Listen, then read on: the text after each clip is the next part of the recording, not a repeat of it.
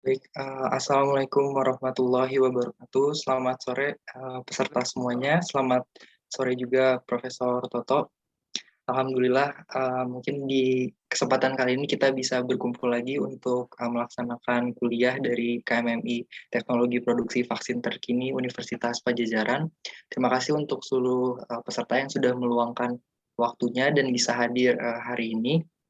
Lalu terima kasih juga untuk Profesor Toto sudah meluangkan waktunya dan bersedia untuk memberikan materinya. Baik, mungkin di pertemuan sebelumnya kita sudah membahas tentang kuliah pendahuluan juga tentang basic-basic dari teknologi produksi vaksin dan juga jenis-jenis vaksin yang ada dengan Bapak Yusuf. Tugas juga sudah diberikan dan alhamdulillah untuk seluruh peserta sudah mengumpulkan dengan baik. Dan di hari ini kita akan ada kuliah dengan judul topik imunologi dengan Profesor Toto Subroto yang merupakan guru besar dari Fakultas Matematika dan Ilmu Pengetahuan Alam Universitas Pajajaran, juga kepala dari Unpad Research Center of Molecular Biotechnology and Bioinformatics. Dan mungkin kepada Prof. Toto, silahkan bisa memulai kuliahnya. Terima kasih banyak, Prof. Terima kasih. Saya share screen dulu ya.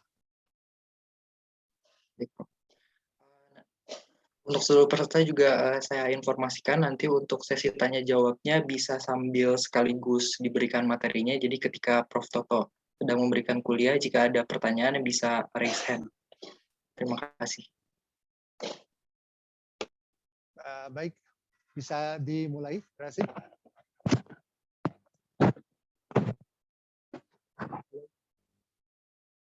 Bisa dengar suara saya ya? Ya, Prof. Terdengar jelas, Prof. Silakan bisa dimulai. Oke. Bismillahirrahmanirrahim. Ya, Assalamualaikum warahmatullahi wabarakatuh. Assalamualaikum warahmatullahi wabarakatuh. Salam sejahtera dan sehat ya untuk kita semua. Jadi kali ini saya dapat tugas ya untuk memberikan materi, yaitu kuliah ketiga ya, judulnya adalah imunologi ya, dalam rangka untuk mengisi kegiatan KMMI ya, yang berjudul teknologi produksi. Maaf, Prof, mungkin mikrofonnya bisa didekatkan sedikit agar lebih terdengar. Ini jelas ya, jelas ya? Jelas. Kalau sekarang jelas, Prof. Oke, jadi kita akan bicara mengenai imunologi ya, dalam rangka untuk menambah ya pengetahuan dengan tema KMMI-nya ini adalah teknologi produksi vaksin ya terkini ya. Jadi karena vaksin itu adalah suatu metodologi ya, bagaimana tubuh kita itu diajarkan oleh suatu antigen ya. Nah, nanti antigennya ya sudah dibicarakan di pendahuluan Pak Yusuf ya. Jadi ada antigennya the whole virus ya yang inaktif yang sudah dimatikan atau bagian daripada struktur protein daripada antigen ya, atau bisa juga dalam bentuk mRNA ya. mRNA seperti dari Moderna maupun Pfizer ya. Bisa juga dalam bentuk DNA ya, AstraZeneca ya. Jadi sekarang platformnya banyak sekali. Nanti kita diskusikan lebih lanjut di kuliah kedua ya mengenai vaksin gitu ya. Nah, sekarang kita akan membahas dulu bagaimana sistem imun itu bekerja ya ketika divaksinasi ya. Baik. Seperti saya sudah share ya mengenai bahan bacaan yaitu dari buku ya bagaimana sistem imun itu bekerja ya, how the immune system works ya, yang ditulis oleh Laurent ya, sampai Rex ya. Ini bukan juga nanti supaya lebih bisa memahami isi buku ini ya. Jadi ini dapat dijadikan sebagai tugas ya. Tugas dirangkum ya, buku itu ada beberapa bab dan kita bahas sekarang beberapa babnya ya. Tapi saya nggak mungkin membahas semua karena waktunya terbatas ya. Jadi hanya mereview ya Jadi rangkuman keseluruhan apa yang dibahas dalam buku ini. Ya, nanti mungkin lebih jelasnya Rashid bisa menyampaikan. Jadi nanti tugasnya itu adalah merangkum daripada buku itu ya. Buku apa How the Immune System Works ya. Kemudian barangkali dalam 6-8 lembar ya. Dalam Word ya. Kemudian juga dibikin PowerPoint-nya ya supaya lebih mudah. Maksud saya bisa supaya mudah mengabsorb ya mengenai informasi sistem imun ini. Karena sistem imun terus terang ini pelajaran yang kompleks sekali ya dan banyak konsep-konsep ada karena belum ada beberapa hal yang belum diketahui jelas ya bagaimana mekanismenya. Jadi masih dalam bentuk konsep. Kalau kita lihat ya bagaimana ini sistem imun itu bekerja ya. Jadi setiap buku itu kan dalam mengurai ya mengenai informasi mengenai imunologi. Imunologi itu adalah ilmu yang mempelajari mengenai sistem imun ya. Ketika tubuh itu terinfeksi atau ada makhluk asing yang masuk ke dalam tubuh ya. Dan tubuh akan merespon dalam bentuk sistem imun. Itu yang dipelajari dalam imunologi ya. Dan dalam buku ini ya ringkasannya itu menceritakan bagaimana sistem kekebalan atau imun ini bekerja ya. Ternyata itu merupakan usaha tim. Jadi ini seperti ini permainan sepak bola ya, kesebelasan gitu ya. Atau juga seperti orkestra ya. Jadi saling masing komponen itu saling mendukung.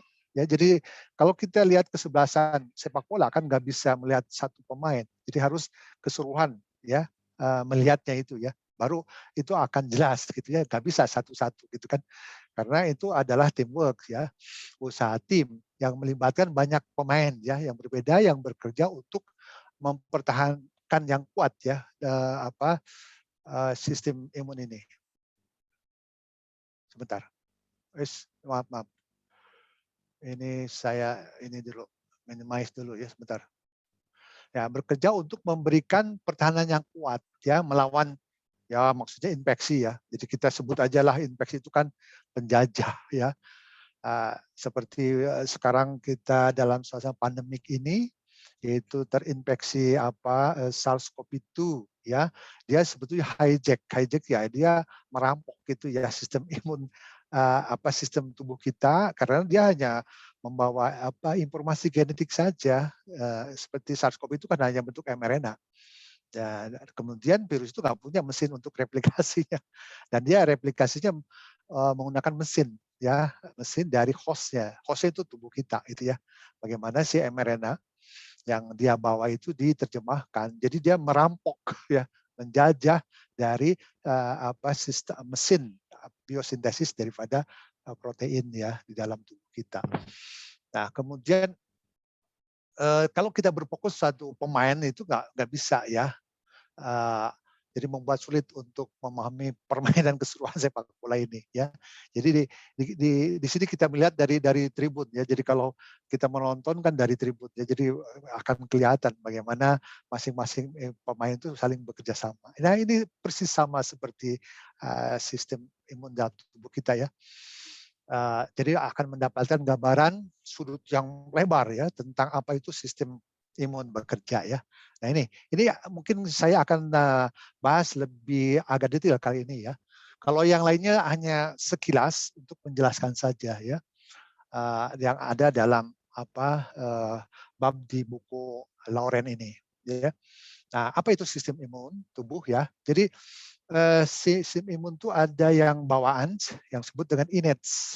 Jadi bawaan artinya karena kehidupan itu kan sudah lama sekali, berjuta-juta tahun ya, dan manusia kan sudah pernah terinfeksi ya. Jadi itu adalah warisan ya dari evolusi zaman dulu. Jadi kalau innate itu ya apa adanya gitu ya. Jadi dia sudah mengenal pola daripada antigen ya. Jadi itu sifatnya innate itu cepat sekali ya. Beda dengan yang satu lagi itu adaptif. Ya adaptif itu muncul sejak kita lahir gitu ya. Jadi baru-baru kita lahir gitu ya, karena sistem imunnya mengadaptasi terhadap infeksi yang datang sekarang ini ya gitu. Itu adaptif ya. Ada innate adalah dan bawaan. Kalau yang adaptif itu ya sejak kita hidup ya. Jadi innate adalah pertahanan yang terprogram yang telah berevolusi selama jutaan tahun untuk mengenali patogen ya. Patogen itu bisa virus, bakteri, parasit dan sebagainya yang biasanya menginfeksi manusia. Jadi sistem tubuh kita sudah mengenal pattern ya, pola-pola patogen yang umum ya, yang pernah menginfeksi manusia. Jadi ini akan memberikan respon yang cepat dan kuat terhadap ya penjajah ya yang muncul di sehari-hari ya. Ya, seperti E. coli kan sudah dari dulu ada ya, dan tubuh bisa merespon dengan cepat. Tapi kalau SARS-CoV itu kan baru ya. Nah ini itu adalah adaptif gitu ya, karena dulu belum pernah ada SARS-CoV itu. Apalagi terus dia mutasi. Jadi tubuh kita ya belum mengenal pattern ya atau pola daripada struktur dari virusnya itu ya. Nah ini termasuk yang adaptif gitu ya. Kemudian yang penting dalam sistem imun itu ada yang disebut dengan sel B, antibody ya. Sel B itu adalah bone marrow ya, karena dia diproduksi di sumsum ya, sumsum tulang ya. Dan sel B itu menghasilkan antibody ya. Antibody itu yang nanti yang menetralkan daripada patogen itu ya. Jadi sel B dan antibody yang mereka hasilkan adalah bagian dari sistem imun adaptif ya. Jadi sel B, jadi seperti sekarang kalau terinfeksi SARS-CoV itu ya tubuh membuat antibody untuk menetralkan SARS-CoV itu ya. Jadi sebuah sistem yang melindungi kita dari patogen yang baik umum maupun yang langka gitu ya. Yang langka itu yang baru. Ya. Kemudian ada hal yang sangat amazing atau yang menakjubkan ya dalam sistem imun itu. Jadi kalau SARS-CoV itu virus kemudian menginfeksi ya ke dalam tubuh, yaitu akan direspon oleh sel imun, itu apakah makrofag, dendritic cell ya, atau sel hostnya tubuh kita sendiri gitu ya. Nah jadi nanti si virus itu kan akan masuk internalisasi ya ke dalam sel imun itu. Kemudian dalam sel imun itu seperti makrofag, itu di dalamnya itu ada lisosom. Ya, lisosom itu ada banyak enzim yang mampu mendegradasi daripada virus ya. Nah, jadi karena virus itu kan terdiri pada protein. Nanti protein itu didigest, dipecah-pecah menjadi peptida ya. Nah, nanti peptidanya itu dimunculkan oleh molekul namanya MHC ya. Nanti kita lihat bagaimana molekul MHC itu. Ini seperti billboards ya, papan iklan gitu nih. Seperti ya billboard ikan bahwa ini terjadi suatu infeksi yang ditunjukkan oleh molekul HMHC ini ya. Nah ini keajaiban ya dalam sistem imun itu ya. Jadi semua antigen atau patogen yang masuk ya kemudian didigest, kemudian fragmen potongan dari patogen itu didisplay oleh molekul MHC ya. Nah nanti itu di dalam tubuh itu kita banyak sekali sistem imun lain ya seperti T helpers ya, sitotoksik itu patroli terus dalam tubuh.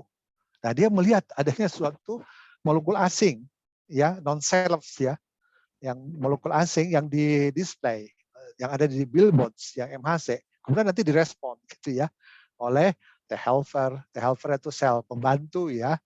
Nah ketika itu menemukan si T helper itu punya resep, kemudian dia berinteraksi dengan tadi peptida yang dimunculkan oleh MHC ini ya. Nah, kemudian T helper itu menghasilkan molekul messenger ya namanya sitokain ya. Kita kenal sekarang ada badai sitokain ya, nanti kita bahas apa itu badai sitokain ya. Nah, sitokain itu disekresikan oleh T helper ya.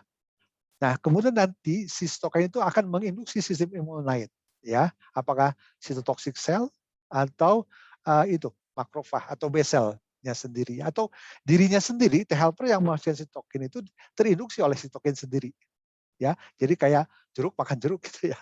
Nah itu kehebatan dari sistem imun ya.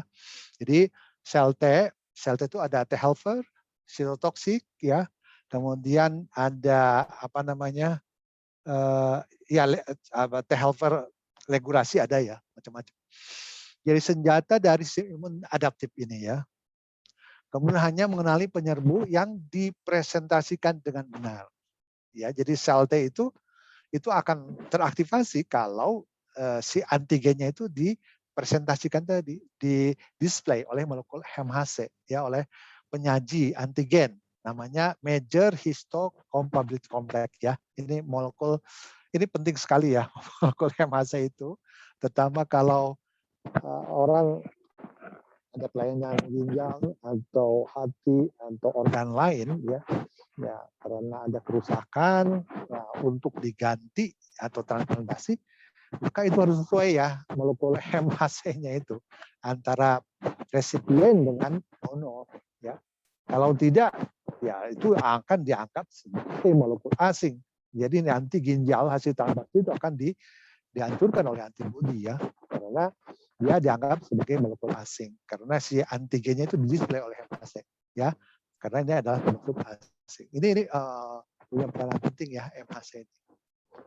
Jadi fitur ini membuat sel T tetap fokus pada penyerang yang dapat dilawan. Jadi si sel T itu akan teraktivasi ketika dia melihat adanya suatu antigen asing yang didisplay oleh molekul MHC ya. Ya tentunya nanti akan lebih jelas di gambar ya. Ini sebagai introduction dulu ya. Nah, ini hal yang penting dalam sistem imun ya, itu adalah aktivasi sel T tadi, baik T helper atau sitotoksik ya. Jadi sebelum beraksi T helper maupun sitotoksik itu harus diaktifkan ya. Ini persatuan untuk membantu bahwa hanya senjata yang berguna yang akan dimobilisasi. Jadi kalau dia sudah diaktifkan baru dia bisa berfungsi gitu ya. Nah ini kemudian itu bagaimana sel itu bekerja di tempatnya ya. Jadi setelah diaktifkan, sel penolong atau helper tadi itu akan mengatur respon imun ya. Kemudian sel T pembunuh, jadi ada sitotoksik tadi, ya dia memang membunuh sel yang terinfeksi ya. Jadi kalau seperti sel tubuh kita ya terinfeksi, maka di sel tubuh kita itu akan mendigest ya virus itu menjadi fragmen-fragmen tadi ya. Kemudian fragmen-fragmen itu dimunculkan oleh MHC itu ya. Nah, kemudian si sel itu kan patroli dalam tubuh ya, dalam jaringan limpatik atau pembuluh limpatik ya. Nanti kita jelaskan. Kemudian dia patroli terus, dia menemukan ada sel host ya yang terinfeksi ya dengan adanya tadi si MHC mendisplay antigen atau molekul asing. Nah, kemudian nanti si sel T pembunuh atau sitotoksik itu akan mendekati ya. Kemudian dia berinteraksi. Ya, ketika berinteraksi tentunya melalui reseptor ya. Nah, kemudian nanti si T pembunuh itu menghasilkan enzim ya yang disebut dengan granzim. Granzim itu fungsinya dia menghancurkan itu dinding sel ya, dinding sel host atau tubuh kita yang terinfeksi. Jadi seperti dibuat perforin ya, dibuat lubang gitu ya.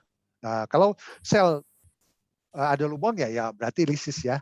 Jadi cairannya itu keluar. Ya kalau keluar ya berarti mati kan selnya. Itu cara sel sitotoksik bekerja ya. Tapi kalau T helper tadi kan menghasilkan apa? Sitokain ya, sitokain untuk menginduksi proliferasi perbanyakan sel imun lain. Oke, sampai di sini ada ya, atau bisa diikuti nggak? Boleh, bebas aja ya. Halo? Halo? Oke. Ada ini dari Hakam. Mungkin ya. ada yang... Hakam dari Hakam silakan. Baik, selamat sore Prof. Mohon maaf izin sore. bertanya. Ya, silakan. Oke, perkenalkan nama saya Wildan Hakam dari Universitas Erlangga, Gelombang 41. Mohon izin bertanya Prof. Ya. Mengenai aktivasi sel T tersebut dengan responnya MHC. Betul.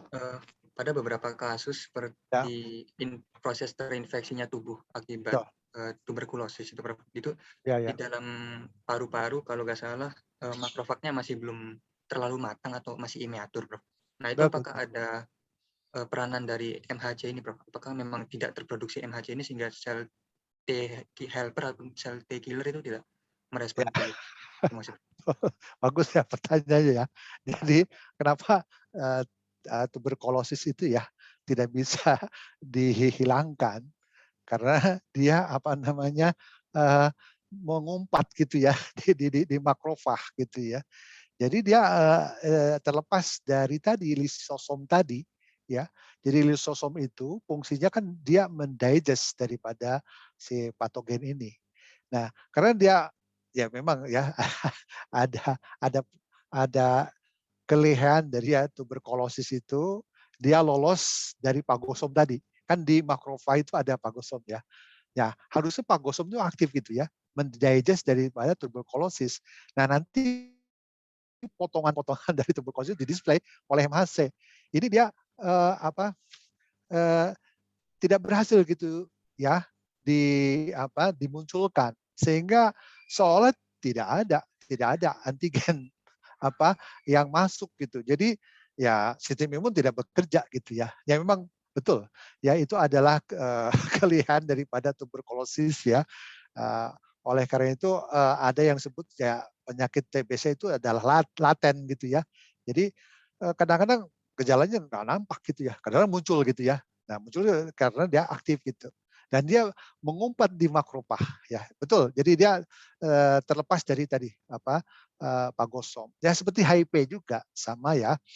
Mengapa HIV itu nggak bisa dieradikasi atau dihilangkan? Karena apa?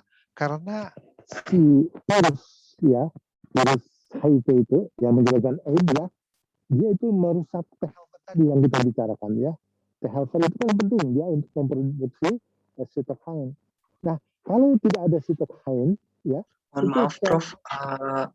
Untuk mikrofonnya mungkin bisa dekatkan sedikit. Mikrofonnya ini jelas nggak, Rashid? Halo? Jelas, Prof. Ya udah, saya nggak pakai mikrofon ya. Ya, Prof. Baik. Jadi kembali tadi bagus tadi pertanyaannya. Jadi sudah baca juga kayaknya imunologinya ya, agak nyambung gitu pertanyaannya. Jadi seperti HIV juga sama gitu. Kenapa HIV itu tidak bisa dieradikasi? Ternyata si virus HIV itu merusak T helper ya. Nah, T helper tadi fungsinya untuk menghasilkan sitokain. Sitokain itu adalah molekul messenger untuk komunikasi satu sel imun dengan sel lain gitu ya. Nah, yang memproduksi sitokain itu nggak ada gitu ya. Jadi sel imun lain itu ya diam-diam aja gitu, B sel, sitotoksik gitu ya. Jadi sistem imunnya itu imunodefisiensi, jadi lumpuh gitu ya. Nah, jadi orang yang terjangkit HIV itu ya rentan sekali. Mungkin matinya bukan karena HIV-nya, ya infeksi oleh penyakit lain atau ada penyakit lain gitu ya. Oke, baik. Gitu ya Hakam ya. Oke, baik Prof. Cukup. Oke, kita lanjutkan. Ya, jadi T helper tadi fungsinya menghancurkan tadi ya sel yang terinfeksi. Jadi kalau selnya itu tidak dihancurkan, itu kan sel virusnya proliferasi dalam sel itu kemudian akan nyebar kan. Makanya si sel yang terinfeksi dihancurkan oleh sel toksik ya, itu ya. Kemudian ada organ limfoid sekunder dan pergerakan limfosit. Jadi gini, dalam sistem imun itu ada dua ya. Ada lymphoid primer. Primer itu yang bone marrow yang tadi sebutkan ya. Bone marrow itu adalah stem sel di sana ya untuk sel darah ya. Kemudian juga thymus. Thymus itu adalah primer. Thymus itu yang menghasilkan tadi memproduksi sel T ya. Itu yang primer. Ya kalau sekunder itu yang disebut dengan ini jaringan getah bening gitu ya. Nanti kita jelaskan ya. Di situ ada pembuluh getah bening ya. Itu adalah tempat-tempat pertemuan dari berbagai sistem imun. Jadi kan sistem imun khususnya sel-sel T ya, sel B itu kan bersirkulasi terus ya. Nah, ketika dia mendapatkan adanya suatu antigen itu dibawa ke kelenjar getah bening ya. Nah, di situ dia berinteraksi dengan sel-sel lain ya. Itu yang disebut dengan organ limfoid. Jadi kalau yang primer itu yang menghasilkan sel B atau sel T ya, itu yang disebut primer. Yang sekunder itu ya tadi limfoid sekunder ya, mencari fungsinya adalah mencari penyusup yang dapat mereka pertahankan ya. Setelah diaktifkan di organ limfoid sekunder, sel B, sel T dikirim ke area tertentu tubuh di mana mereka bisa sangat berguna. Artinya dia berinteraksi ya di sel di pembuluh getah bening itu, baik sel B, sel T gitu ya. Ya interaksi seperti tadi, aktivasi segala macam. Dan kemudian dalam sistem itu harus ditahan ya. Nah seperti sekarang ya, dengan adanya infeksi SARS-CoV itu respon setiap orang tuh beda-beda ya. Ada yang OTG gitu ya, berarti dia sistem imunnya kuat kan ya. Ada juga yang severity ya, atau keparahan yang tinggi gitu ya. Nah, ada yang karena yang disebut dengan badai sitokin tadi gitu ya. Jadi tubuhnya sangat over ya memproduksi sitokin ya. Dan sitokin itu adalah pemicu daripada peradangan. Jadi peradangan suatu mekanisme defense juga, tapi kalau terlalu banyak ya jaringan rusak ya, seperti dalam paru-paru ya terjadi badai sitokin itu. Dan sitokin itu kan dibawa melalui pembuluh darah ya.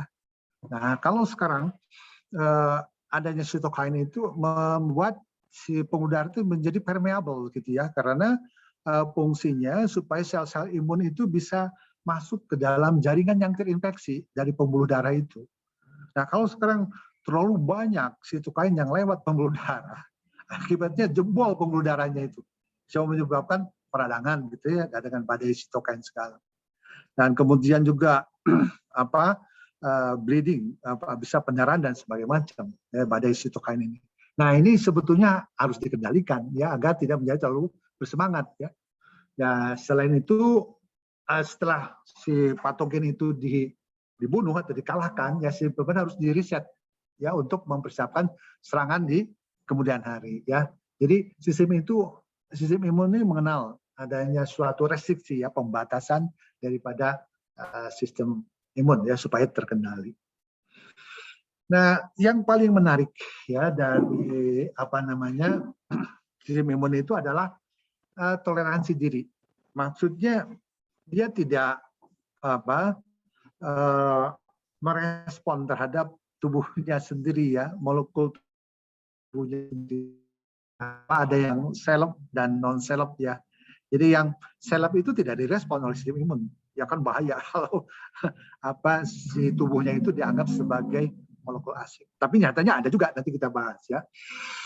Jadi itu yang paling penting sistem imun itu dia bisa mengenal ya, oh ini molekul sendiri, oh ini molekul asing. Itu yang amazing, yang menakjubkan dari sistem imun. Selain itu juga memori ya. Sistem imun itu mau punya memori, setelah diajarkan dia ingat gitu apa yang diajarkan gitu. Jadi memori itu dalam makhluk hidup hanya ada dua, yaitu memori sistem imun dan memori di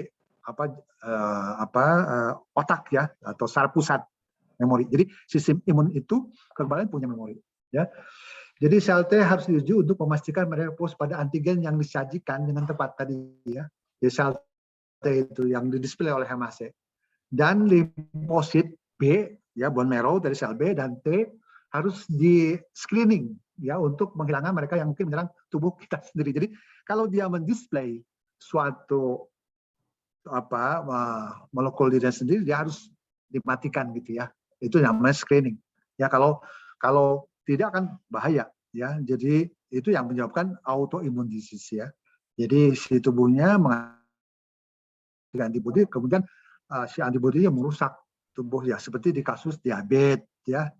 Diabetes antara lain ada yang disebabkan jadi si tubuhnya mengasih antibodi kemudian menghasilkan sel B ya, pankreas ya. Sel B itu tempat produksi insulin. Nah sekarang kalau dihancurkan oleh antibodi ya tidak bisa produksi insulin kan, akhirnya ya itu diabetes. Juga di rheumatoid arthritis ya.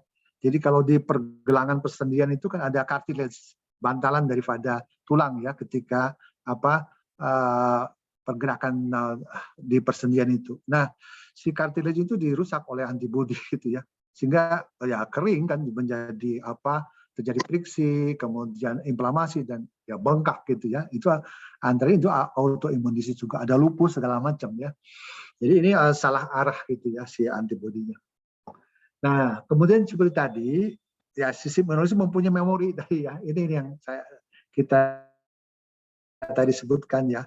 Jadi yang mempunyai memori itu dalam makhluk hidup ya, itu adalah sistem imun dan otak ya secara pusat. Jadi sistem kekebalan bawaan atau imun innate tadi ya, mengingat patogen yang telah menyerang manusia selama jutaan tahun lalu ya. Itu yang innate yang bawaan. Jadi yang bawaan itu sudah mengenal pattern daripada antigen, tapi tidak begitu spesifik ya, seperti adaptif gitu ya. Adaptif itu berbasis struktur banget gitu ya.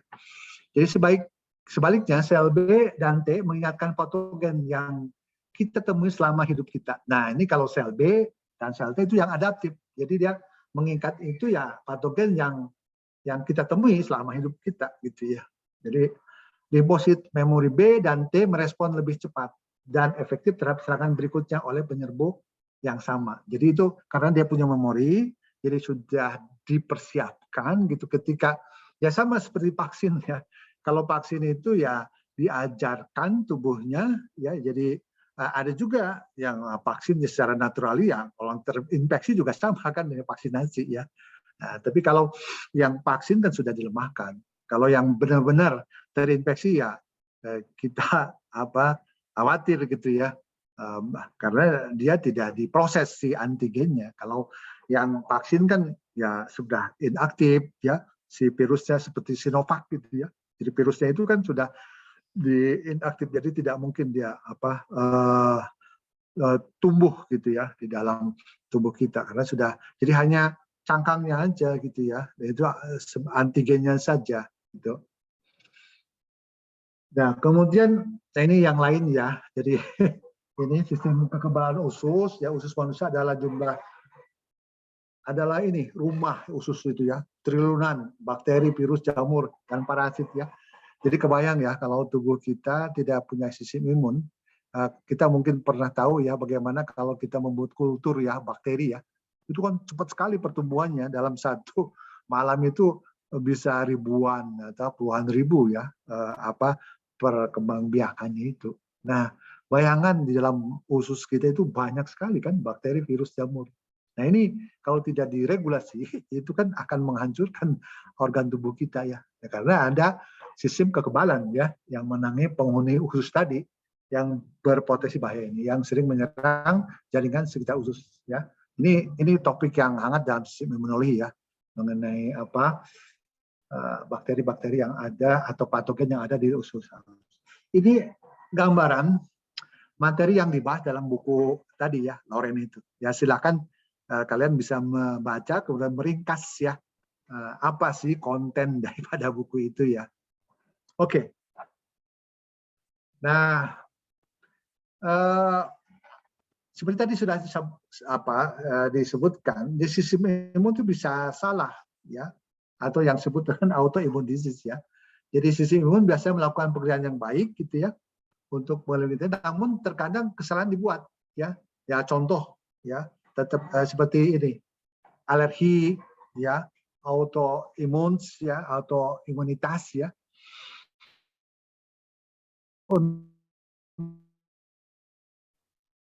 Ada orang yang tidak tahan terhadap debu kan, atau putik sari gitu, bunga gitu ya.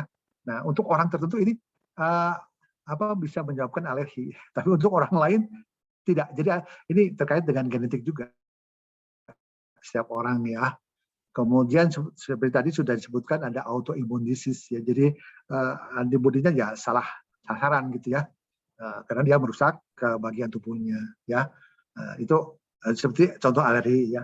Kemudian ya kita udah bahas juga tadi ya, defisiensi imun ya, penyakit serius dapat terjadi ketika sistem kekebalan tubuh kita tidak bekerja dengan kekuatan penuh ya. Jadi manusia yang terinfeksi virus, nah ini mungkin kurang tepat ya, sebelum virusnya kan HIV, Human Immunodeficiency Virus ya, yang menyebabkan AIDS ya. Nah ini menyebabkan kekebalan terganggu seperti tadi karena si virusnya itu merusak T helper ya. Jadi T helpernya tidak bisa memproduksi sitokain. Nah, ini materi yang akan saya bahas ya untuk minggu depan, yaitu vaksin.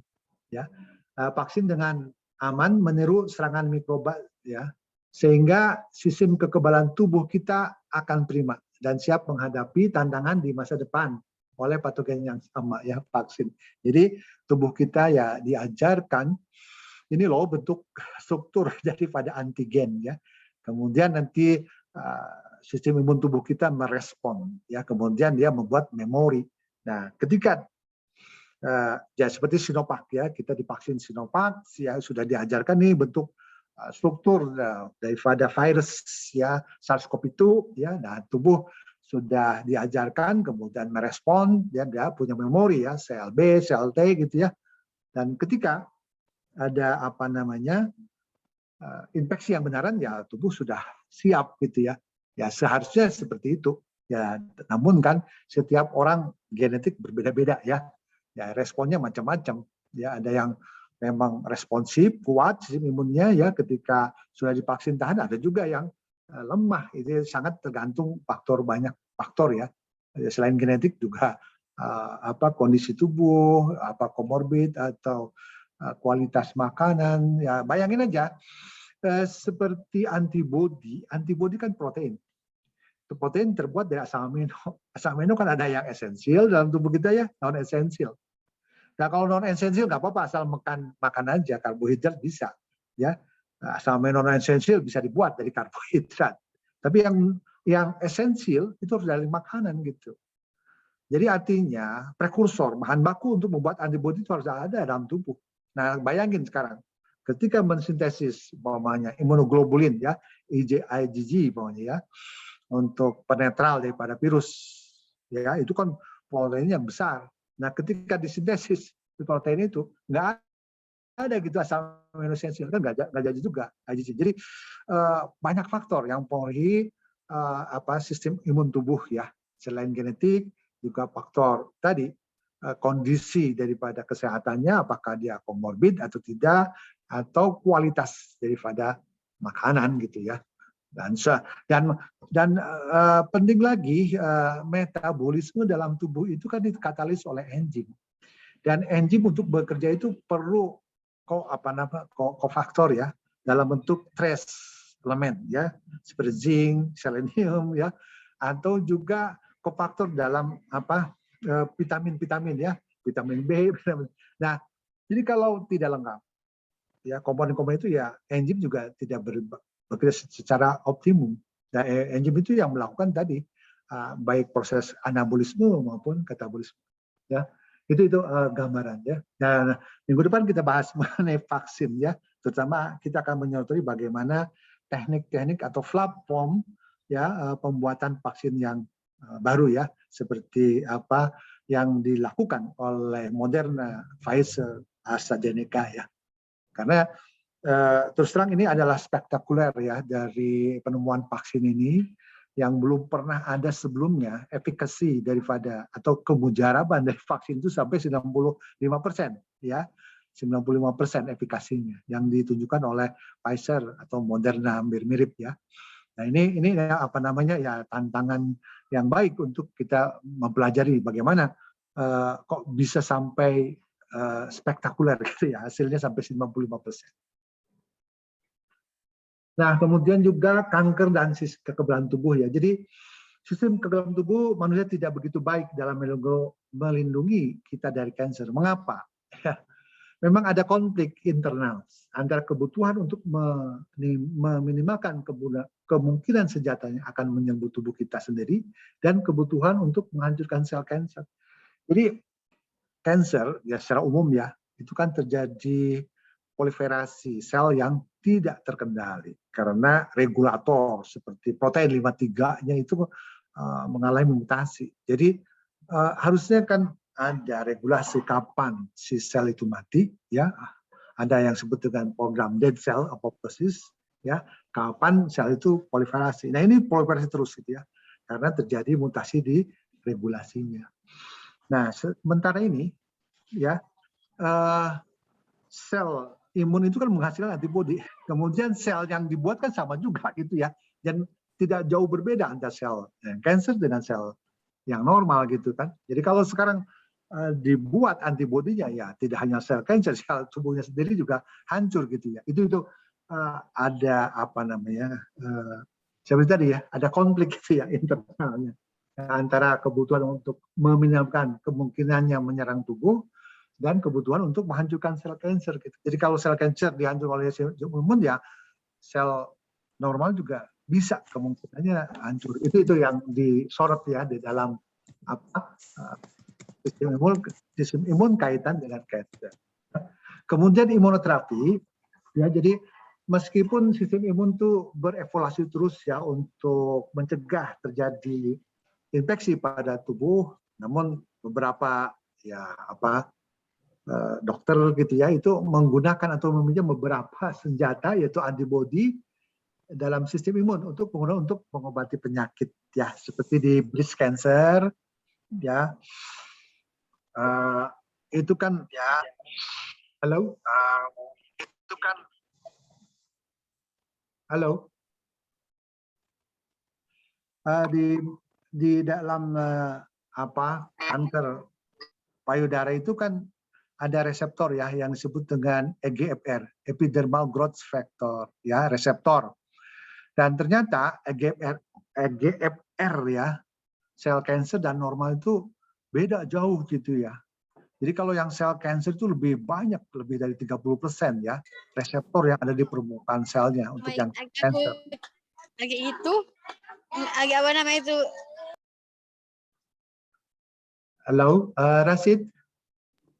Ya, Prof. Halo, bisa di-mute yang peserta? Ya, Prof. Saya tadi mute. Oke. Jadi ini imunoterapi itu ya pengobatan menggunakan itu ya antibodi. Contohnya tadi ya seperti breast cancer ya. Jadi si breast cancer itu di sel kansernya itu banyak sekali reseptor ya. Reseptor itu adalah untuk menerima sinyal untuk proliferasi gitu.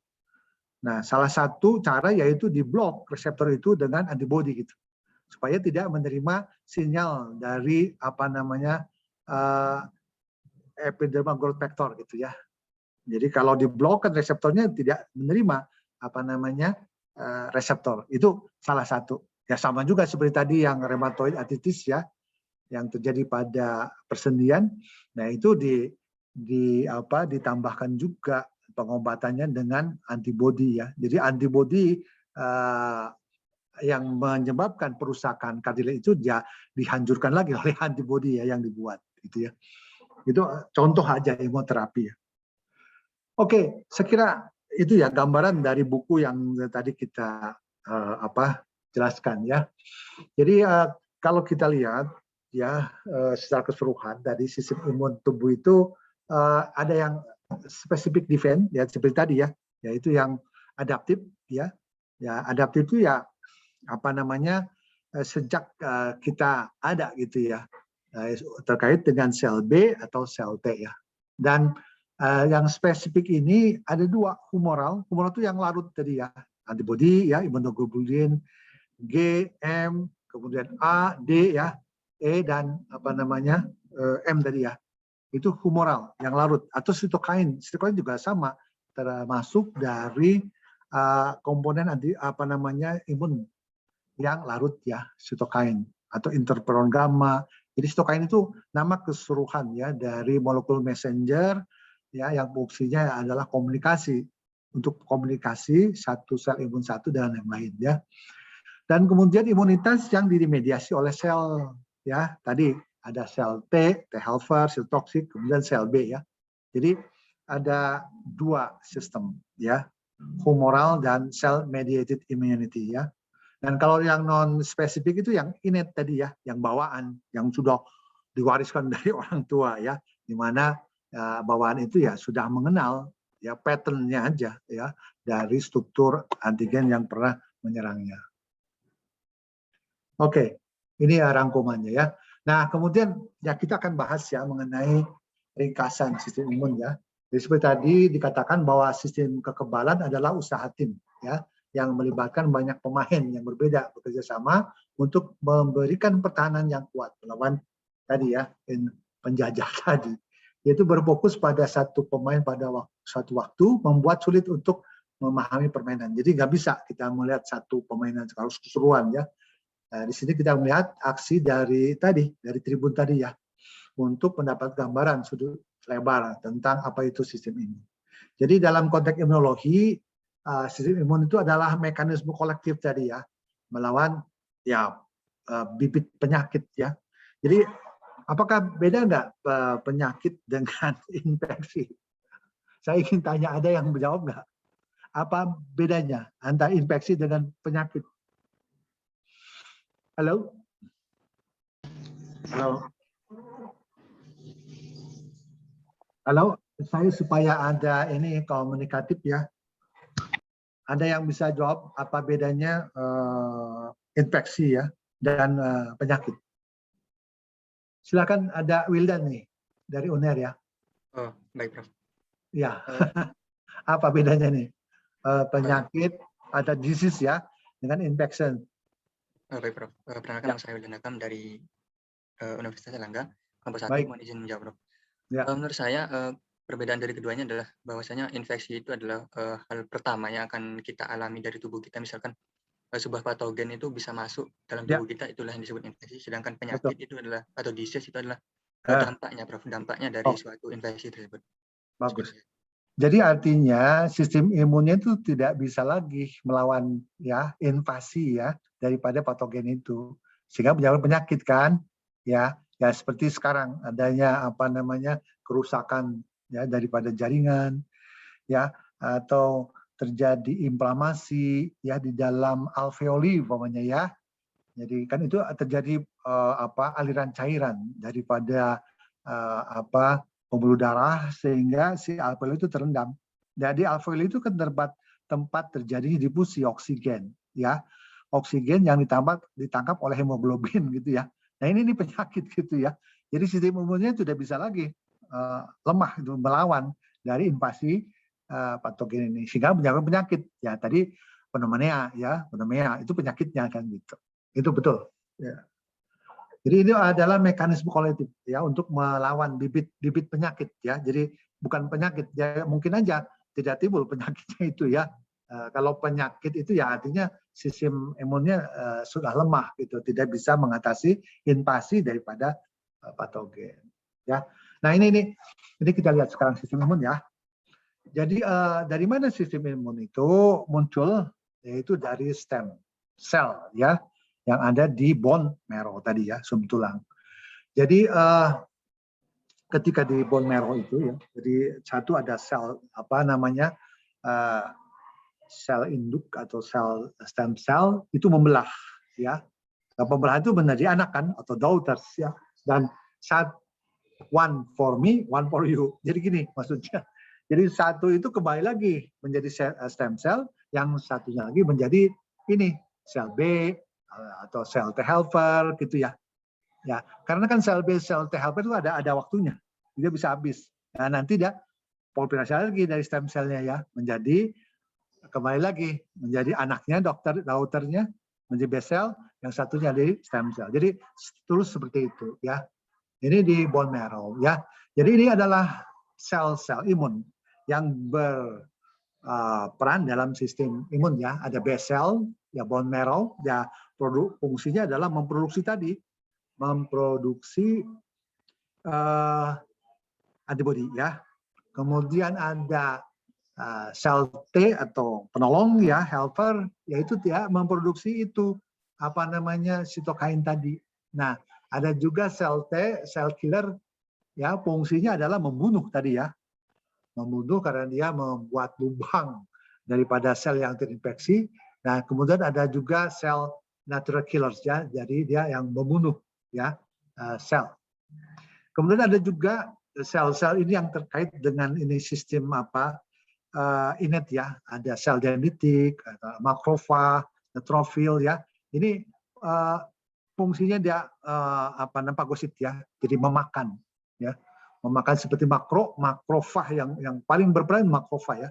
Makro besar, fag itu pemakan ya, big eater ya, pemakan besar gitu ya. Kemudian ada sel, ini adalah sel darah sel darah putih ya. Nah, Ya sebetulnya tidak tepat juga. Kenapa disebut sel darah putih ya? Artinya bukan berwarna gitu ya, tidak seperti sel eritrosit berwarna merah gitu ya. Ini nih di lain, selain dari eritrosit kan sel darah putih disebutnya. Ya seperti kita minum air putih, padahal air bening kan gitu ya. Ya sama juga. Jadi di sini pengertiannya sel darah putih itu maksudnya ya tidak berwarna, colorless ya, seperti eritrosit yang berwarna merah gitu ya. Nah ini kita lihat contoh bagaimana bekerja dari makrofag ya, makro besar dari fag pemakan ya, big eater ini. Jadi kalau dilihat di mikroskop elektron seperti ini yang sebelah kiri ya, ini kursor saya kelihatan nggak ya kalau saya menggerak-gerakan? Halo? Terlihat, Prof. Melihat, Atau Pak. saya pakai ini ya, pakai pointer. Nah ini dari mikroskop elektron ya. Ini bagaimana si makrofag itu mengenali pattern, ya, pola dari struktur permukaan antigen yang ada di itu bakteri ya. Nah dia mengenali seperti itu ya. Jadi ini lebih jelasnya ini seperti ini ya. Jadi kan bakteri di luar dari makrofag, kemudian di dalam makrofag itu ada lekukan gitu ya. Yaitu yang disebut dengan ini fagosom. Di dalamnya ada lisosom. Lisosom itu adalah kumpulan enzim proteolitik ya, enzim yang bisa menghancurkan protein ya. Kemudian si bakteri itu berfungsi masuk ya ke dalam, kemudian nanti dihancurkan oleh lisosom ya. Nah, mekanisme lebih jelasnya seperti ini di bawah ya. Jadi ini makrofag, antigen, antibodi. Jadi fungsi daripada antibodi itu adalah menetralkan ya daripada antigen. Itu namanya prosesnya opsonisasi ya. Jadi begini. Ini adalah bakteri ya yang saya tunjukkan ini, dan di permukaan bakteri kan ada antigen ya. Antigen yang disebut dengan epitop. Epitop adalah bagian struktur antigen yang berikatan dengan antibodi. Nah, ini antibodinya seperti huruf Y ya. Nah, jadi si antigen yang ada di bakteri itu dinetralisasi. Nah, kemudian di permukaan daripada makrofag itu ada reseptor, ya, reseptor. Jadi antibodi itu ada bagian FAB ya, yang dua tangan itu antigen binding, dan ada juga yang disebut dengan FC. Ya, FC itu adalah yang ekornya ya. Nah, yang ekornya itu berinteraksi dengan reseptor yang ada di permukaan makrofag, ya. Nah, kemudian terjadilah interaksi, kemudian terjadi internalisasi, masuk ke dalam, kemudian nanti digest oleh lisosom, ya. Ya sebetulnya lisosom bahaya juga kalau pecah ya. Si makrofag juga bisa hancur gitu ya. Nah, ini ya. Jadi nanti lisosom menghancurkan bakteri atau patogen lain. Nah, kemudian fragmen-fragmennya itu dimunculkan oleh MHC yang ada di permukaan makrofag. Nanti kita lihat ya bagaimana bentuknya. Ya, jadi ini pentingnya antibodi ya. Jadi kalau tidak ada antibodi atau tag penandaan ya, antibodi itu oleh makrofag dibiarkan aja. Kalau tag oleh antibodi, penandaan antibodi itu merupakan signal ini harus dimakan gitu, harus dihancurkan gitu. Nah ini yang disebut proses opsonisasi. Penting antibodi ya. Jadi kalau tidak ada antibodi ya, bakteri ya berkeliaran aja oleh makrofag dibiarkan. Ya ketika di tag oleh itu antibodi ya dia mengenal, oh ini ada makhluk asing nih, harus dihancurkan. Kemudian ini sel pembunuh alami, ini gambaran seperti ini ya. Itu ditampilkan ini warna oranye ya, natural killer cell menyerang sel leukemia. Ya, sel leukemia itu adalah sel darah merah ya, sel darah. Nah, ini ditampilkan warna merah ya, leukemianya. Ini sedang dihancurkan oleh NK cell, natural killer ya. Kemudian nah ini komponen dalam sistem imun ya. Seperti kita ulang ya, ini adalah sel itu ada tadi limfosit ya. Yang termasuk limfosit itu adalah B cell, T cell gitu ya. Kemudian ini yang fagosit ya sistem tadi memakan ya, seperti neutrophil, eosinophils ya. Kemudian mononukleofagosit, Kemudian ada sel pembantu, ya, basofil, mast cell. Nah, mast cell itu yang terkait dengan alergi tadi ya. Platelet itu adalah pembekuan darah ya. Ini fungsinya untuk mediator untuk inflamasi ya, untuk peradangan. Kemudian sel-sel ya pada jaringan ya, fungsinya dia memproduksi interferon atau sitokain. Kemudian yang komponen soluble itu adalah tadi ya, antibodi kan. Kemudian sitokain, ada juga komplement ya. Komplement itu adalah protein yang berperan untuk sistem imun juga ya, komplement. Ini sistem imun. Kemudian, nah ini adalah beberapa tipe leukosit tadi ya, sel darah putih yang terkait dengan sistem imun. Ya tadi sudah kita bicarakan makrofag. Makrofag adalah dia memakan ini, partikel yang besar. Kemudian sel dimakan ya, fagositosis. Kemudian tadi kita udah sebut B limfosit, B cell itu menghasilkan dan mensekresikan antibodi ya. Nah, kalau T limfosit itu ada T cell ya, ada sitotoksik yang killers ya. Ditulis dulu TC ya, ada yang helpers ya. Jadi kalau sitotoksik itu berinteraksi dengan sel host ya, sel host yang terinfeksi ya melalui reseptor pada permukaan ini sel T ini ya. Nah, kemudian dia menghasilkan tadi granjin ya. Nah, kemudian membolongi daripada yang sel terinfeksi, kemudian selnya lisis, pecah. Kemudian ada juga sel T helpers, ya penolong. Dia itu berinteraksi dengan makrofag atau yang disebut dengan antigen presenting cell ya. Jadi suatu sel imun yang mempunyai MHC di permukaannya itu disebut dengan APC ya, antigen presenting cell, seperti makrofag, dendritic cell, kemudian B cell. Ya, itu disebut dengan APC, antigen presenting cell, karena dia mendisplay antigen oleh tadi MHC tadi, ya. Nah, dia berinteraksi dengan itu makrofag, ya, kemudian dia mengeluarkan itu sitokain tadi ya. Nah, sitokain itu fungsinya adalah untuk menginduksi proliferasi perbanyakan daripada sel-sel T helper sendiri aneh ya. Ini jeruk makan jeruk gitu. Si T helper itu menghasilkan sitokain. Di dalam sel T-nya itu ada reseptor untuk sitokain gitu. Ya, ketika dia mengeluarkan, kemudian dia menangkap juga sitokain. Dia proliferasi juga gitu ya. Kemudian jika dia juga mensimulasi ini sel sitotoksik, sel killer ya.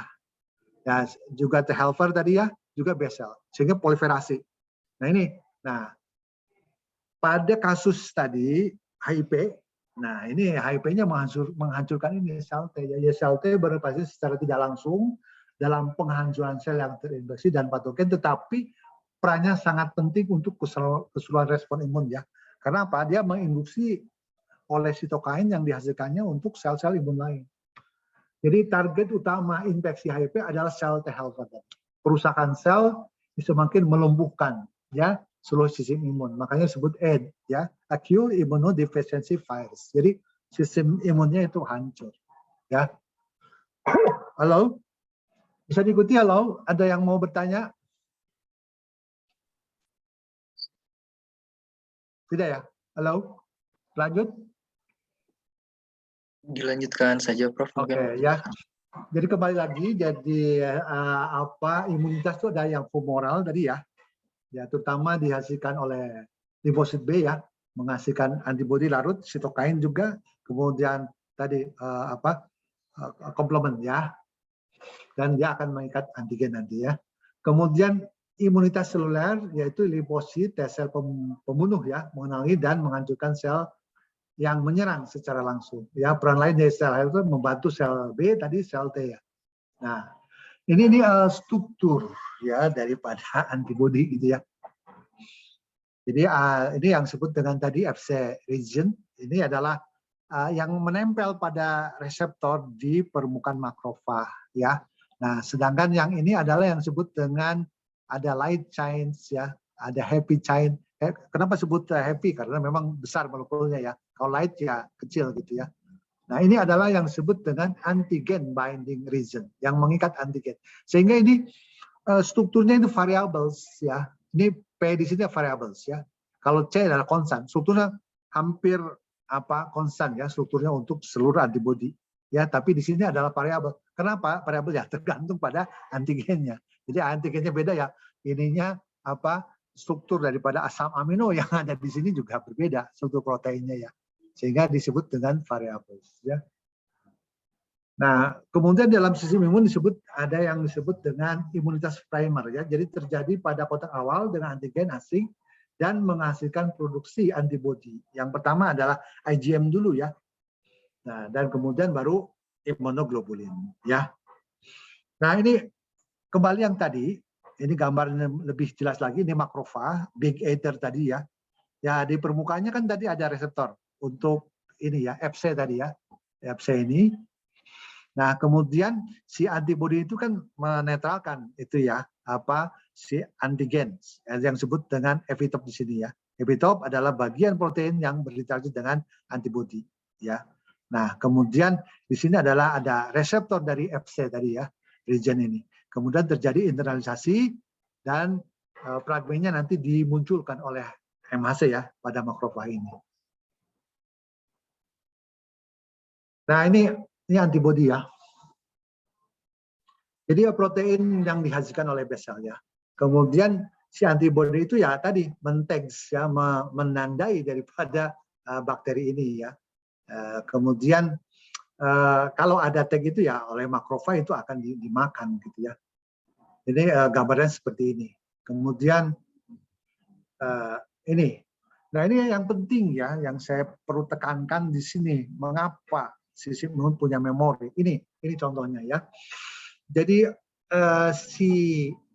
sistem imun tuh bisa mengenal ini adalah invader ya, penyerang atau adalah cells ya. Nah, kalau foreign atau asing antigen maka akan direspon oleh B cell ya. Kemudian nanti B cell ini itu kan di permukaannya ada reseptor, yaitu reseptornya antibodi juga gitu ya. Nah, kemudian kalau fix gitu ya, sesuai ya, ada interaksi, maka si B cell itu akan terbagi dua. Ya. Ada yang disebut dengan plasma cell ya. Plasma cell itu fungsinya untuk memproduksi ini terus antibodi. Jadi antibodi ketika ada interaksi antigen dengan B cell, maka antibodi akan dihasilkan. Jadi terjadi releasing antibodi ya, dan ini patroli ya di dalam pembuluh darah ya untuk seterusnya. Ya, ini untuk yang plasma cell. Dan yang satu lagi itu yang disebut dengan memori gitu. Dia adalah untuk mengabadikan gitu ya. Dia mengenal antigen tadi gitu ya. Ya seperti SARS-CoV-2 gitu ya.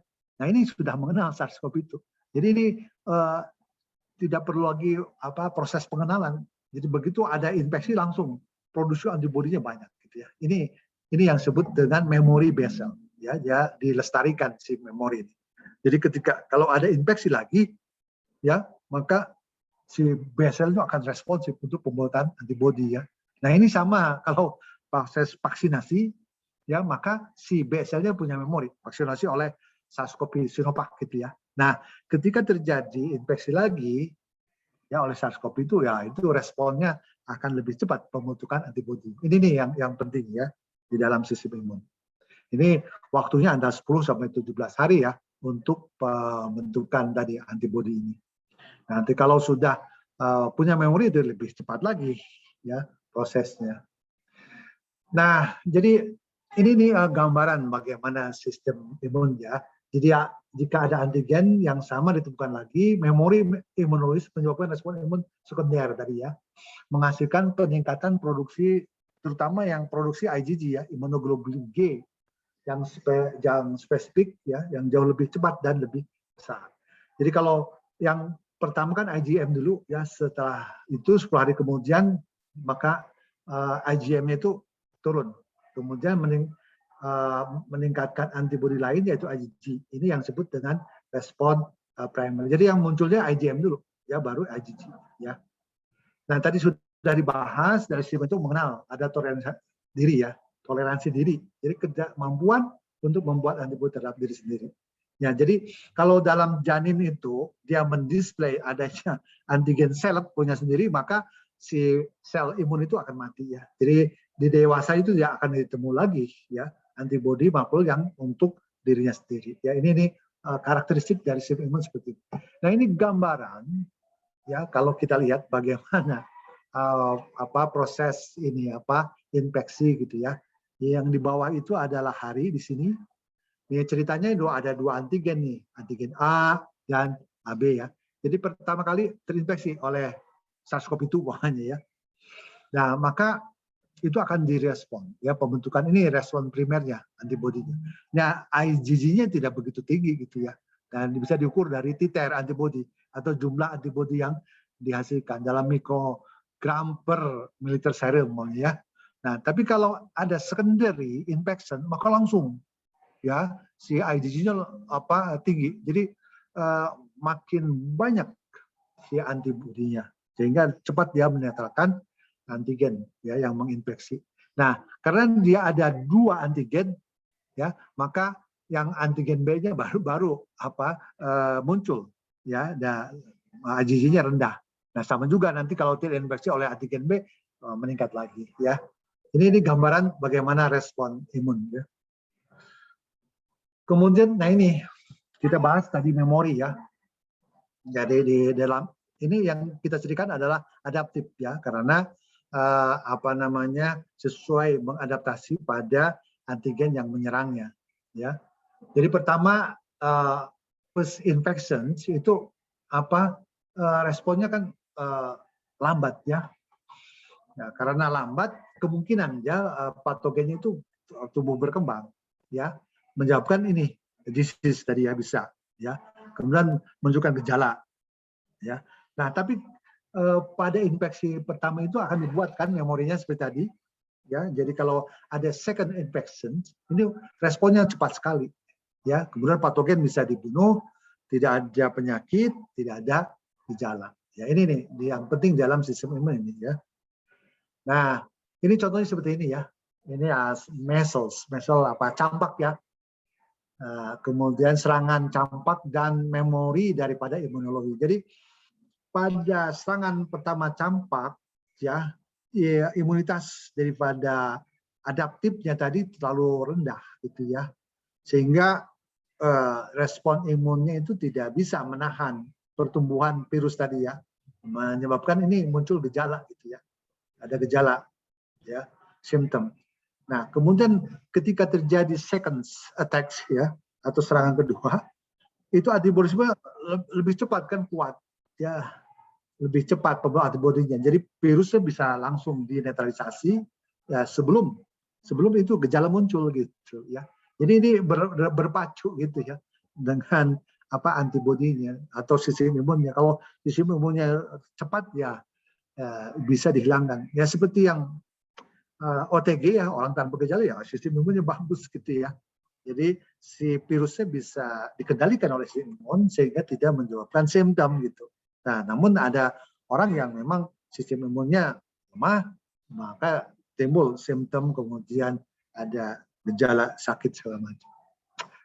Nah, ini yang kita bahas ini ya tadi, MHC ya, penyaji antigen ya, penyaji antigen. Mungkin kita lihat dulu ke gambar sebelah kiri ya, ini sel T ya. Jadi tadi makrofag ya, yang sudah tadi terinfeksi oleh virus, bakteri atau semua antigen ya. Kemudian di permukaannya daripada makrofag itu ada molekul pendisplay tadi ya, atau penyaji tadi antigen yang disebut dengan MHC. Jadi kalau MHC2 itu adalah adanya di antigen presenting cell ya, makrofag, dendritic cell atau B cell ya. Nah, kemudian si fragmen-fragmen tadi yang dirusak oleh enzim hidrolitik yang di phagus atau di lisosom itu dimunculkan oleh MHC ya. Nah, si T helper itu kan patroli ya, seperti hansip gitu ya, keamanan di lingkungan, menjaga keamanan. Dia terus orang lagi tidur tapi dia berkeliling kan. Nah, sama seperti T helper juga gitu ya. Dia melalui jaringan tadi pembuluh limpatik itu dia bersirkulasi ya ke seluruh tubuh itu. Apakah ada nggak yang mendisplay antigen? Oh, ternyata ada nih yang mendisplay ya si makrofag itu. Kemudian T helpers itu kan punya reseptor juga di permukaannya, ya disebut TCR ini. Nah, kemudian dia direspon oleh T sel, ya. Nah, ini hebatnya sistem imun itu harus memastikan ini benar nggak T helpers, ya. Makanya dia punya reseptor di makrofagnya B7, ya. Kemudian di helper T sel juga punya ya protein yang disebut dengan CD28. Ini seperti kuncinya gitu ya. Nah, kalau kuncinya lock and key ya sesuai, wah, maka ini benar ini ya. Ini adalah T helper yang merespon daripada antigen yang didisplay oleh MHC ya. Nah, kalau terjadi interaksi ini itu sudah confirm ya, benar ini T helper ya yang berinteraksi dengan antigen yang di-display oleh MHC. Maka nanti T helper itu menghasilkan sitokain ya. Sitokain itu. Nah, sitokain itu nanti akan menginduksi proliferasi dirinya sendiri T helper maupun sel imun lain, B sel atau sitotoksik. Ya. Ini contohnya ini. Nah, ini contohnya ya. Ini makrofag ya, kemudian tadi si T helpernya kan sudah aktif, dia menghasilkan mensekresikan sitokain. Ya, sitokain itu nama keseluruhan dari molekul messenger ya, ada interleukin 2 sampai 20 macam ya, ada interferon gamma gitu ya. Ya fungsinya tadi untuk proliferasi ya, juga untuk inflamasi ya fungsinya. Nah, nanti molekul yang dikeluarkan oleh T helper itu akan ditangkap oleh reseptor dari interferon gamma yang ada di makrofag ya. Dan makrofag itu merespon, dia akan proliferasi lebih banyak ya. Itu sistemnya seperti itu. Nah, kita lihat bagaimana struktur daripada MHC ini ya. MHC1 khususnya pada sel yang terinfeksi ya, tubuh host yang terinfeksi. Ya, ini adalah di APC tadi, antigen presenting cell ya, MHC2. Nah, ini adalah yang ada di dalam sel atau sitoplasma, ini adalah membran ya dari sel, ya boleh aja selnya di sini boleh makrofag atau dendritic cell gitu ya. Nah, ini adalah MHC2 namanya ya. Ini outside cell, luar.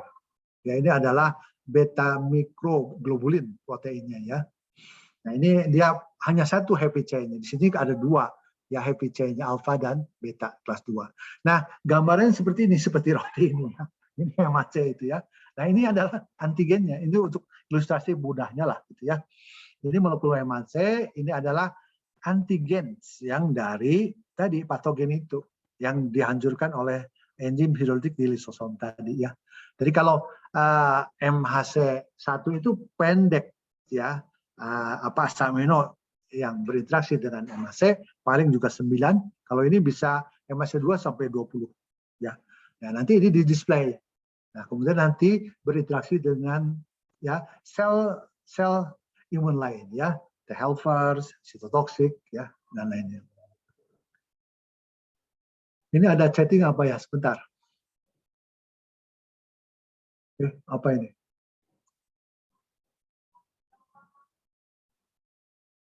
Oh iya, ini di tempat lain sudah maghrib ya.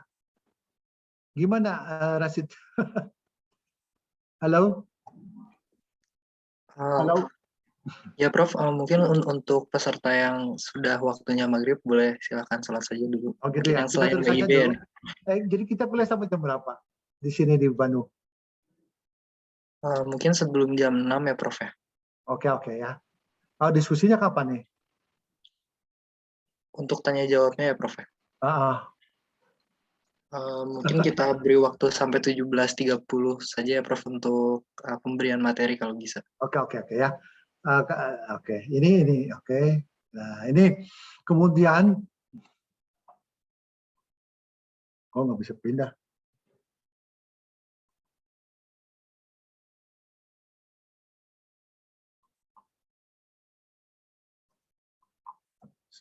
Maaf. Nah, ini yang penting dalam sistem imun itu adalah aktivasi ya, seperti tadi ya. Jadi kita lihat sekarang lagi ya, bagaimana mengaktifasi sel T ya. Sel T ya yang sitotoksik ya. Ini contohnya seperti ini. Jadi pertama kalau ada antigen ya, ini antigen bisa juga vaksin ya. Nah, kemudian nanti vaksin itu kan akan direspon seperti tadi ya. Pertama kan ada proses namanya opsonisasi tadi ya oleh antibodi. Kemudian di permukaan makrofag kan ada reseptor untuk Fc ya. Nah, kemudian nanti akan didigest oleh lisosom di makrofag itu ya, diproses. Nah, kemudian nanti fragmen antigen kan display oleh MHC2 ya. Nah, MHC2 kemudian nanti T helpers ya, T helper itu kan patroli. Wah, dia menemukan adanya antigen yang didisplay oleh MHC di permukaan makrofag. Nah, kemudian T helper itu akan merespon, yaitu dia menghasilkan tadi sitokain atau limfokain nama lain ya, limfokain. Kemudian limfokain itu akan memproliferasi sel-sel lain ya. Nah, di sini contoh ya. Contoh ini adalah sitotoksik di sini ya. Jadi si sel sitotoksik itu tadi terproliferasi oleh adanya sitokin yang dihasilkan oleh T helper tadi ya. Jadi memperbanyak. Kemudian sitotoksik, sel sitotoksik itu dia punya reseptor juga. Oh, dia melihat sel host ya, yang orang yang terinfeksi itu oleh virus itu ya. Nah, kemudian dia akan mendisplay sama ya, si sel yang terinfeksi mendisplay juga oleh MHC1 ya, yaitu peptida. Kemudian direspon oleh reseptor dari ini sitotoksik tadi ya. Nah, kemudian si sel toksik itu akan menghasilkan tadi ini adalah granzyme tadi ya. Ini adalah enzim-enzim yang bisa menghancurkan dinding sel dari sel yang terinfeksi ya. Kemudian selnya lysis atau die seperti ini ya. Jadi ini gambarannya bagaimana sel yang terinfeksi berinteraksi dengan reseptor sel sitotoksik ya. Jadi sitotoksik, jadi sel terinfeksi itu mendisplay ini antigennya ya. Kemudian nanti direspon oleh reseptor sitotoksik ya. Dan tentunya ini harus dikonfirmasi oleh molekul lain ya. Kalau di sitotoksik ada CD8 protein ya sebagai proteinnya, kemudian di infected cell-nya juga ada ya. Kemudian oh ini benar, confirm gitu. Barulah si sel yang terinfeksi itu dimatikan ya. Nah, ini yang penting ini adalah sebetulnya pembuatan vaksin ya. Yang efektif itu mencari epitop ini. Epitop itu adalah bagian ya daripada antigen yang bisa didisplay oleh MHC. Jadi nanti kan akan direspon oleh sel reseptor sel T ya, sel T helper maupun sitotoksik. Ini kuncinya sebetulnya ini. Nah, cuman kan masalahnya ini ya, MHC itu terjadi variabilitas ya, sehingga orang-orang kok itu ya bisa berbeda gitu merespon SARS-CoV itu karena memang jenis MHC-nya beda gitu, ada yang sesuai gitu dengan SARS-CoV itu gitu responsif, ada yang tidak gitu ya. Ini tergantung MHC yang mendisplay daripada epitop tadi. Epitop adalah bagian antigen yang berinteraksi dengan tadi antibody ya atau berinteraksi dengan MHC. Nah, sekarang ada software ya untuk mencari ya epitop ya pada antigen itu yang berinteraksi dengan MHC. Itu yang digunakan sebagai kandidat vaksin. Nah, ini ada aktivasi T helper ya, samalah seperti tadi ya prinsipnya. Jadi kalau si makrofag mendisplay ya antigen epitop tadi, maka akan direspon oleh reseptor dari T helper. Kemudian nanti T helper menghasilkan itu sitokain sama ya seperti tadi. Nah, ini mungkin yang lebih jelas lagi ya, bagaimana respon imun ya tubuh manusia itu ya makhluk hidup yang terinfeksi ya terhadap serangan virus ya. Jadi ini ceritanya nih, ini host cell ya, sel host tubuh kita umpamanya ya. Dan di permukaannya itu kan ada display oleh MHC ya, MHC tahap 1 ya. Nah, kalau tidak ada infeksi virus atau antigen lain, maka MHC ini diisi oleh molekul tubuhnya sendiri ya. Dan itu tidak direspon oleh T helper. Itu bagus sistem imun ya. Jadi walaupun mendisplay protein, tapi karena proteinnya adalah sel milik sendiri, itu tidak direspon oleh T helper ya atau sitotoksik gitu ya, atau sel imun lain gitu. Nah, ini kehebatan sistem imun seperti itu. Ya, dia bisa mengenal milik dirinya atau milik dari luar ya, atau forens ya. Nah, kalau sekarang sel host itu terinfeksi oleh virus, ini virus ya, virus menginfeksi, kemudian si virusnya itu didigest kan oleh lisosom tadi, kemudian menjadi fragmen-fragmen ya, pecahan-pecahan protein, kemudian itu didisplay. Ada yang merah di sini adalah peptida asing atau peptida virus. Nah, ini yang biru adalah masih miliknya sendiri ya.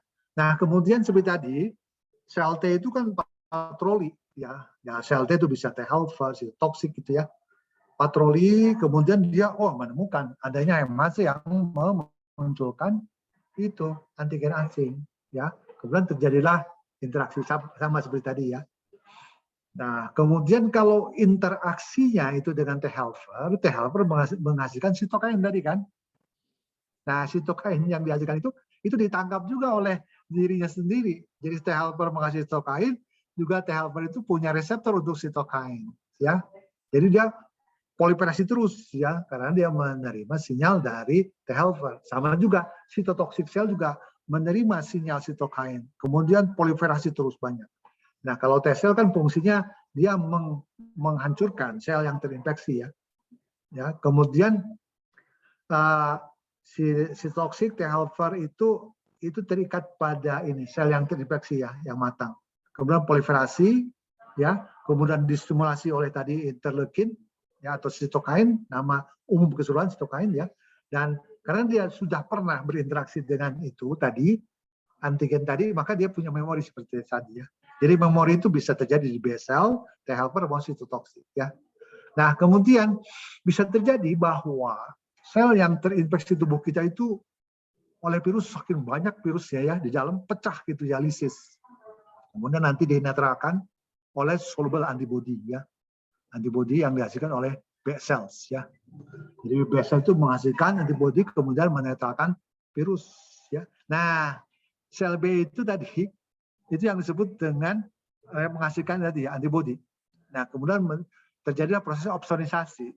Opsonisasi adalah penempelan antibody pada virus antigen ya. Nah, itu kan sudah di-tag antibody. Nah, ini kenali oleh makrofag. Di sini kan ada reseptor ya, Fc tadi ya.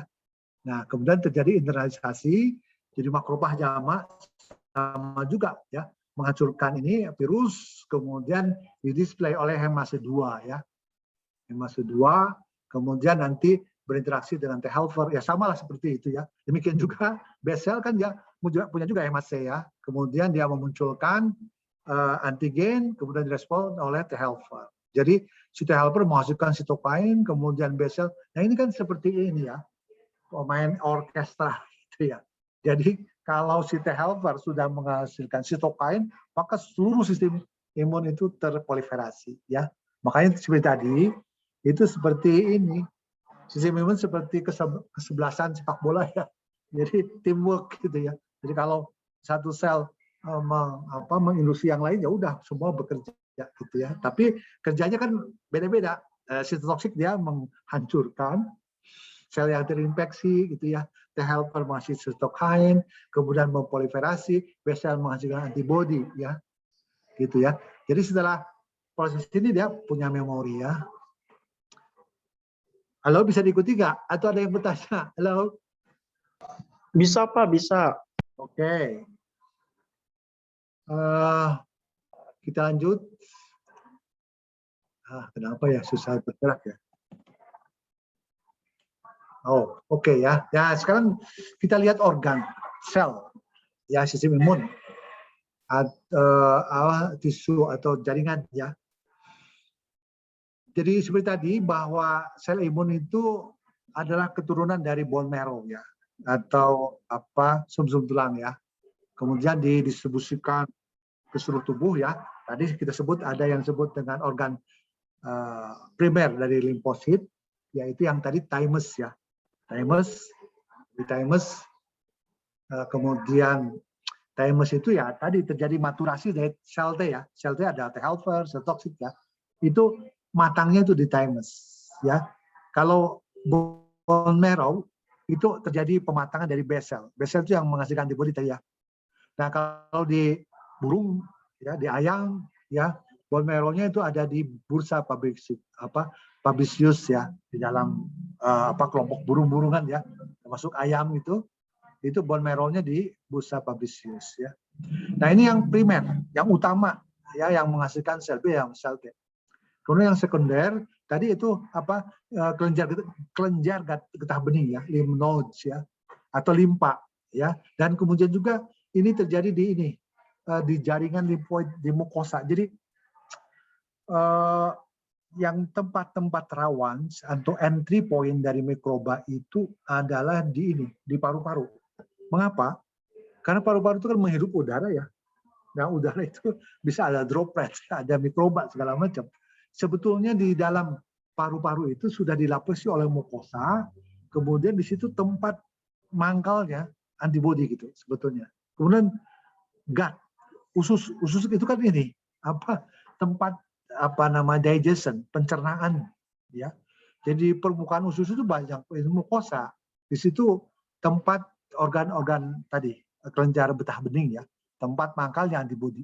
Jadi sebetulnya ya sistem makhluk itu sudah didesain sedemikian rupa di mana kemungkinan terjadi entry point ya, pemasukan patogen itu sudah disiapkan adanya itu organ sekunder limfoid ya, tempat mangkalnya itu sistem imunitas. Nah, seperti ini ya. Jadi tadi kan bone marrow sini ya, di sumsum tulang di bagian dalam tulang belulang seperti spong gitu ya di dalamnya. Nah, ini adalah jaringan limpatik ini ya. Ini sejajar dengan pembuluh darah gitu ya. Kalau pembuluh darah kan dialirkan oleh tekanan daripada jantung ya. Kalau limpatik tidak ya, karena bisa aja kontraksi daripada otot ya, pergerakannya itu.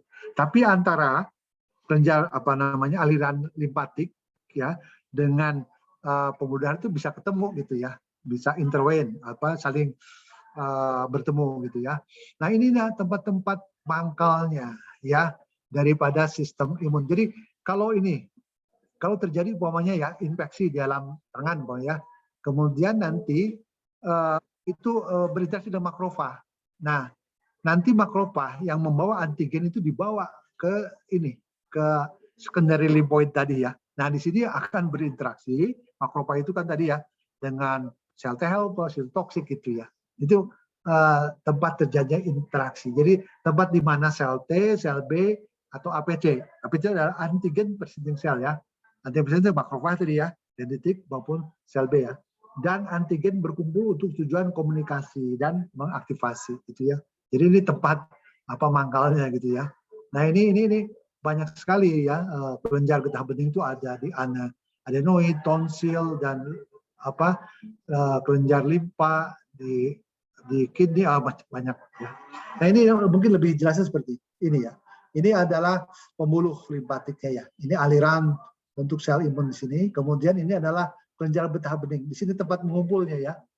Saling komunikasi antara sel imun di sini ya. Seperti tadi sel T helper menginduksi sel B gitu ya.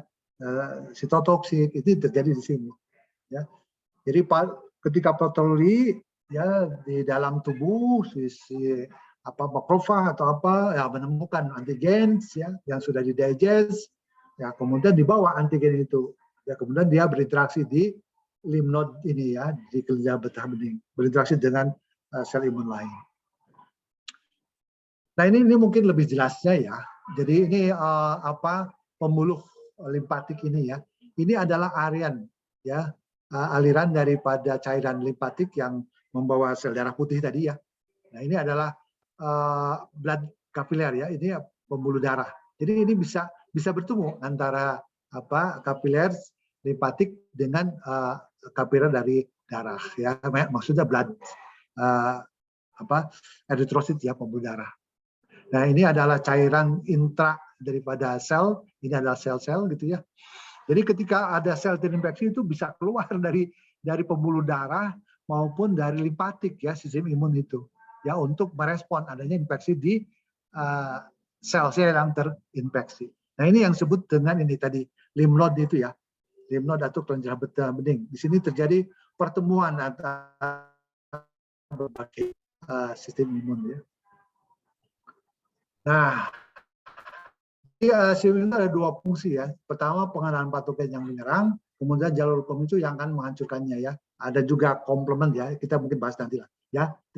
Pemicu menghancurkan itu sel bakosit tadi yang makrofag dan lain-lain. Jadi sel-sel kunci yang bertanggung jawab untuk kekebalan khususnya vertebrata itu adalah itu sel darah putih ya, limfosit tadi ya. Jadi kehadiran antigen itu akan memproduksi antibodi spesifik dalam aliran darah ya. Nah, ini antigen itu bisa juga protein, karbohidrat, asam nukleat ya. Tapi yang paling imunogenik adalah protein. Karbohidrat, asam nukleat tidak begitu imunogenik ya. Nah, ini golongan antibodi ya. Jadi ada IgM ya. IgM itu molekul besar ya.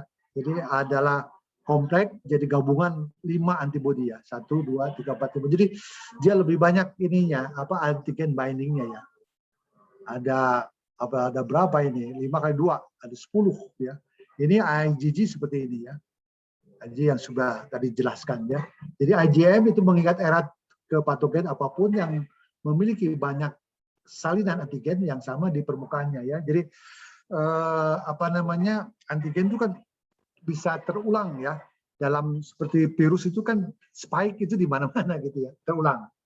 Jadi antibodi pertama diproduksi ketika hewan merespon antigen baru ya. Jadi ini yang memulai ya antibodi. Kemudian IgG ya agak terlambat munculnya, IgM dulu.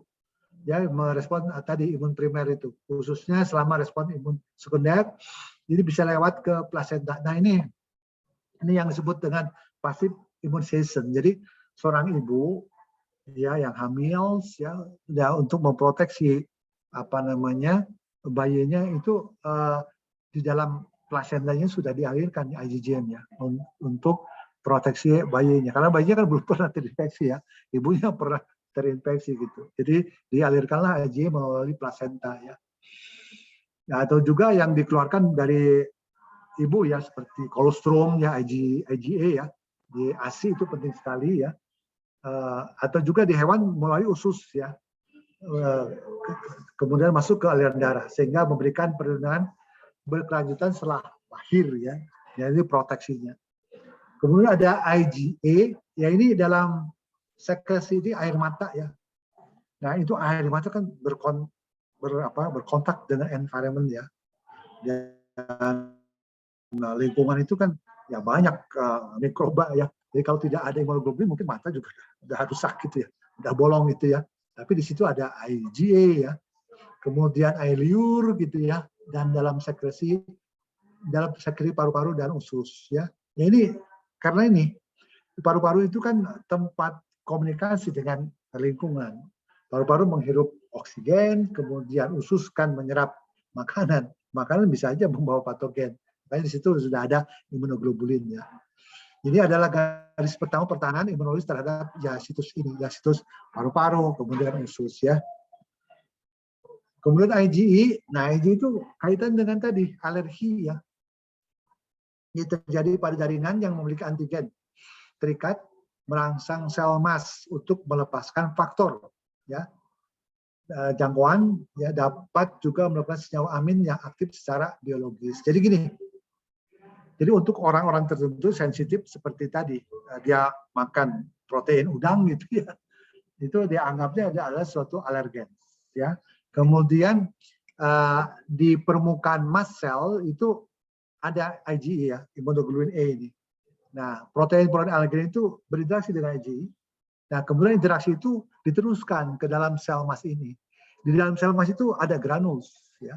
Granul-granul histamin ya, golongan amin, senyawa amin. Nah, kemudian ketika interaksi antara alergen dengan IgE maka terjadi degranulase ya. Jadi si granulnya itu menjadi pecah kemudian disekresikan oleh sel mast. Nah, ini yang menyebabkan pembengkakan merah itu adalah histamin. Histamin itu bisa menyebabkan pembuluh darah ya menjadi melebar gitu sehingga kelihatan kemerahan ya, terjadi pembengkakan gitu ya. Nah, ini atau gatal segala macam ya, itu karena histamin. Makanya kita memakan antihistamin ya untuk anti alergi itu, ya Insidal atau apa ya. Nah, kemudian ini IgD, IgD ya ditemukan pada permukaan limfosit B dewasa dan terlacak di berbagai cairan tubuh. Tapi ya fungsinya belum diketahui jelas ya. Nah, ini mengenai antibodi ya. Nah, ini sama juga interaksi bagaimana ini natural killer cell ya, itu yang bisa menghancurkan ini sel target yang tadi yang terinfeksi itu. Ya, jadi di sel NK juga punya reseptor dari FC itu ya, maka dia berinteraksi dengan reseptor FC si FC-nya. Kemudian bagian antigen binding yang berinteraksi dengan epitop ya yang ada di permukaan sel target yang terinfeksi tadi. Oke, saya kira ini udah lewat ya hampir jam 5.40. Ya, Prof. Oke, ya kita barangkali bisa diskusilah sebelum jam 6 ya. Nah, ini bisa diikuti nggak? Baik, Prof. Mungkin untuk di sesi tanya jawab ini ada 5 pertanyaan yang sudah menginput di website MOOC. Mungkin saya izin untuk men-share di slide, Prof. Agar bisa dibaca dan dijawab. Oke.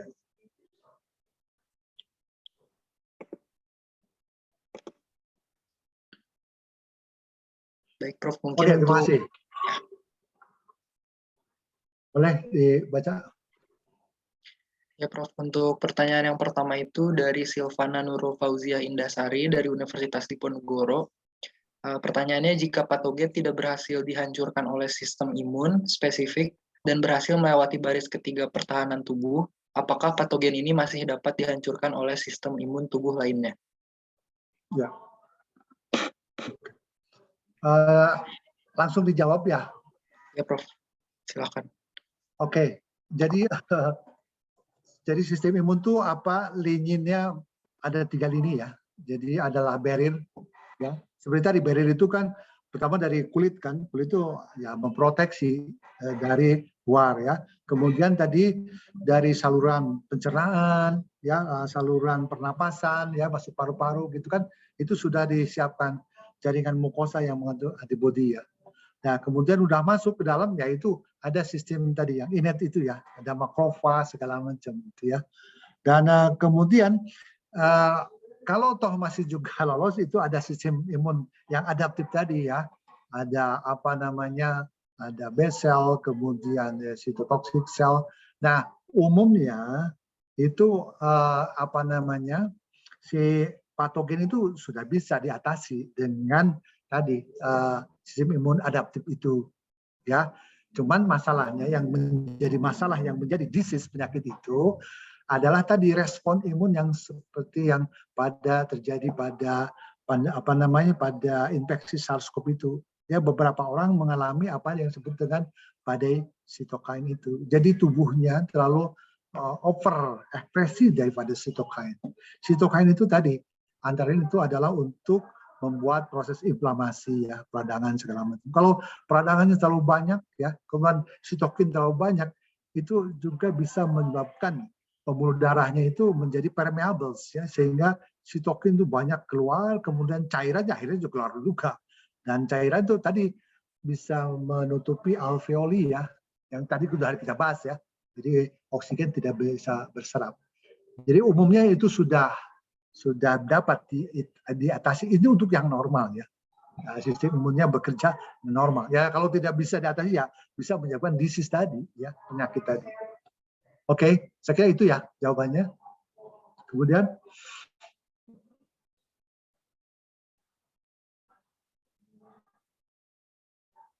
nah, oke, yang kedua ya. Rashid yang kedua ya. Gimana? Halo? Rashid di mute suaranya. Rashid di mute suaranya. Oke. Mohon maaf. Untuk pertanyaan yang kedua, Prof, dari Naseka Anggita Ashrofi. Mungkin mengapa pada keadaan normal. Oke, jadi saya bisa tangkap ya. Jadi nah ini yang misteri ya. Ya, Itu Prof. yang disebut dengan Mungkin amazing. bisa langsung dijawab saja, Prof. Oke, jadi ini adalah yang menakjubkan, yang belum kita tahu apa alasannya. Kok apa namanya si sistem imun itu yang normal gitu ya. Dia tidak menganggap bahwa bagian tubuhnya sebagai molekul asing. Itu yang sangat menakjubkan dan kita belum ada penjelasan secara jelas ya. Cuman kalau autoimun ya memang faktor genetik tadi ya.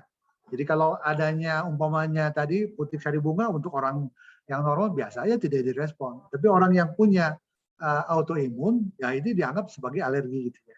Jadi ini faktor genetik juga ya, faktor genetik gitu ya pemicunya. Jadi genetik setiap orang itu beda-beda ya. Kemudian di kasus diabetes juga itu kan si antibodi bisa menghancurkan tadi sel beta pankreas ya. Nah, itu teorinya banyak sekali ya. Pemicunya ada yang virus segala macam lah. Udah ini kompleks sekali ya. Jadi intinya si sistem imun itu salah target gitu ya. Harusnya untuk molekul asing, points, tapi malahan tuh bagian organ tubuhnya sel betanya ya. Nah, ini adalah faktor genetika ya. Antara lain ya. Dan tentunya ada juga pemicunya dan lain. Oke. Kemudian yang ketiga, beberapa jenis vaksin terdahulu menggunakan azufan seperti alum sebagai tambahan pada vaksin untuk memperkuat respon imun. Apakah vaksin COVID yang beredar sekarang juga menggunakan azufan? Bagaimana kerja azufan tersebut? Apa yang akan terjadi jika tidak digunakan azufan di vaksin ini? Apakah akan menjadi tidak efektif ya? Jadi begini ya, kalau secara jelas karena ini adalah merek dagang ya, jadi orang juga ada beberapa tidak terbuka ya. Tapi umumnya betul digunakan azufan ya, apalagi kalau subunit vaksin. Jadi subunit itu adalah komponen yang ada pada protein yang ada permukaan virus, jadi tidak keseluruhan dari virus ya. Dan kalau hanya subunit aja tidak keseluruhan dari virus, itu kurang begitu imunogenik ya, sehingga perlu ditambahkan azufan ya. Ya memang azupan yang sudah disetujui oleh WHO yaitu alum ya umumnya ya. Dan kalau yang lain saya juga nggak tahu karena itu merek dagang ya, dia tidak terbuka dan sangat banyak sekali azupan ya untuk meningkatkan imugenitas daripada vaksin. Kemudian yang keempat,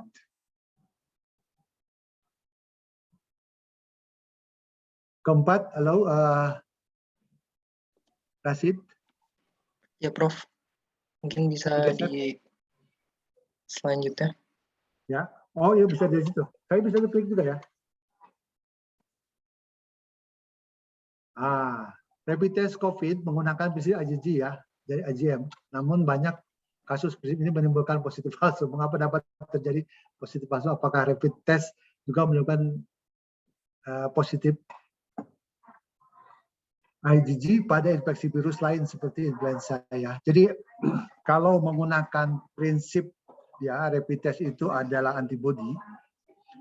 Jadi kalau antibody seperti COVID itu baru muncul setelah lebih dari 10 hari gitu ya.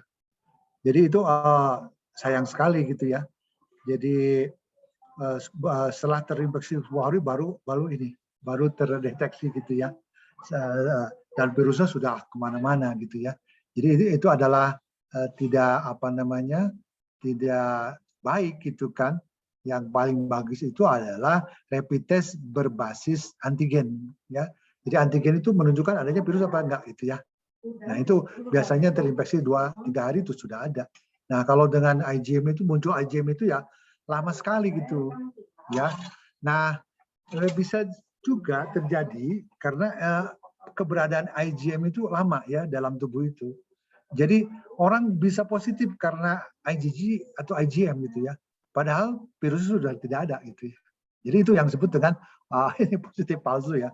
Jadi karena keberadaan IgG dalam tubuh itu bisa lama gitu ya. Ya bisa bulanan gitu. Nah sekarang kalau dites ya positif kan IgG atau IgM-nya. Sementara virusnya nggak ada. Itu yang disebut dengan positif palsu ya. Nah, apakah rapid test juga menimbulkan positif virus seperti ya sama. Jadi sama untuk infeksi lain begitu ya. Jadi kalau avian flu ya sama juga ya, dites IgG-nya ternyata positif padahal virus avian flu sudah tidak ada gitu. Atau influenzanya tidak ada gitu ya. Itu dah. Jadi Bang, yang paling bagus itu adalah menggunakan itu. Kalau yang rapid test ya adalah antigen ya. Yang lebih tepat lagi ya sebagai diagnosis adalah PCR genetik ya. Jadi mengidentifikasi adanya virus berdasarkan genetiknya ya, mRNA-nya untuk SARS-CoV itu. Baik. Kemudian next ya. 5, pada keadaan hiperinflamasi COVID ditemukan kadar sitokin ya. Pro-inflamasi seperti interleukin 6 meningkatkan diasosiasikan pada gejala badai sitokin. Dalam terjadi badai sitokin tersebut sering dikaitkan dengan dysregulasi sistem imun, ya betul, yang menyebabkan sitokin berekspresi secara berlebihan. Betul. Sebenarnya apa yang terjadi dan dimaksud dengan dysregulasi sistem imun ya, tersebut? Mengapa hal itu bisa terjadi? Apakah mungkin memang ada sitokin tertentu seperti yang memiliki potensi untuk menyebabkan terjadinya? Ya betul. Jadi sebetulnya seperti tadi kita bahas ya, ada regulasi sebetulnya ya. Jadi kalau memang sudah meningkat harusnya di stop gitu. Nah ini ya sama seperti cancer juga ya. Ya cancer itu kalau ada kelainan ya udah nggak bisa diregulasi gitu ya. Jadi faktor yang meregulasinya itu rusak gitu ya, sehingga terus terjadi peningkatan daripada interleukin ya. Nah adanya peningkatan interleukin seperti tadi sudah jelaskan gitu ya. Jadi kan itu keluar masuk gitu ya, bukan keluar masuk, banyak keluar gitu si interleukin dari pembuluh darah itu ya, sehingga permeabilitas daripada darahnya itu meningkat, jadi banyak cairan keluar gitu ya. Juga si interleukin kan tadi pemicu daripada proses inflamasi dan segala macam ya. Nah itu jadi faktor regulasinya itu yang ada masalah ya, kerusakan. Nah itu yang ini dalam proses riset ya, karena ini belum lama ya kasus badai sitokin ini, sehingga para peneliti masih mempelajari mengapa terjadi dysregulasi ya daripada sistem imun ini ya. Baik, saya kira ini sebentar lagi kita mau ini ya maghrib ya. Cukup ya. Ya, Prof. Mungkin itu pertanyaan terakhir, Prof. Ya, sudah di penghujung acara. Oke. Baik, terima kasih ya semua atas perhatiannya. Baik, terima kasih banyak Profesor Toto atas pemberian materinya, sangat jelas sekali. Mungkin nanti untuk materi selanjutnya akan dijadwalkan lagi ya Prof di minggu depan. Lalu untuk sebentar sama aja ya waktunya ya. Oh ya. Rashid ya. Sabtu saya kira waktunya sama aja dulu ya. Baik Prof. Ya. Baik. Mungkin nanti untuk tugasnya juga akan saya bagikan juga kepada para peserta ya Prof. Oh ya. Belum di-share ke yang lain, yang buku itu. Kalau untuk buku sudah di-share, Prof, tapi ya, untuk yang rangkuman nanti ya, saya akan rangkuman sama ini ya, PowerPoint ya. Barangkali nanti ada presentasi ya. Ya, baik Prof. Tapi dibuat ini person ya. Ya, baik Prof. Terima kasih banyak Profesor. Sama-sama. Terima kasih banyak juga untuk teman-teman semua para peserta yang sudah hadir. Mungkin kita akan bertemu lagi di kesempatan selanjutnya. Kita cukupkan acara hari ini sampai di sini saja. Sebelum kita menutup acara ini, mungkin saya izin untuk berdoa sesuai dengan kepercayaan masing-masing. Berdoa dimulai.